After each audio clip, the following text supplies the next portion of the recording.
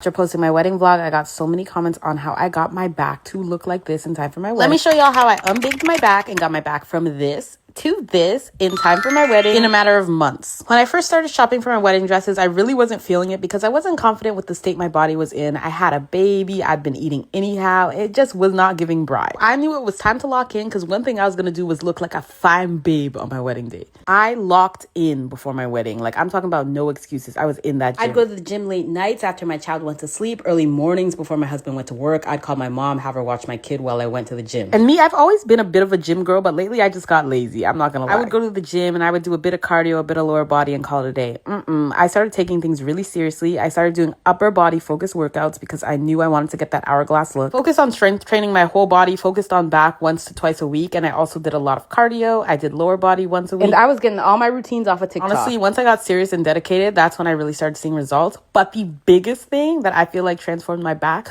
was changing my diet. One thing about me is I love to eat. I love anything tasty. I am not putting it down. I was one of those people who never used to gain weight, so I was just used to living like that. Now, don't get me wrong, I still enjoyed good food. It was the summer. I just started being more mindful of what I was eating and how much I was eating. Just because you're at a birthday doesn't mean you need 3 cupcakes. I am the queen of treat yourself, but I stopped treating myself every chance I got. When I locked in on my diet is when I really saw a change, and when I stopped drinking juice with every meal and having that added sugar. I focused on having nutrient-filled meals with high protein so I could build muscle and burn fat. Did I want quinoa and chicken breast for dinner? Of course not, but those were sacrifices I had to make. Tried to cut out sugar as much as I can. If I craved a sweet treat, I would have some grapes and some protein on the side. I'd also make sure I was drinking enough water, taking my vitamins. You could not see me without my Pink Yeti. We are a package deal. The more consistent I was, the more results I saw. Consistency is key. You can make all these changes, but if you aren't consistent with them, you won't see results. 2026 brides, it is time to lock in. No more excuses. You got this.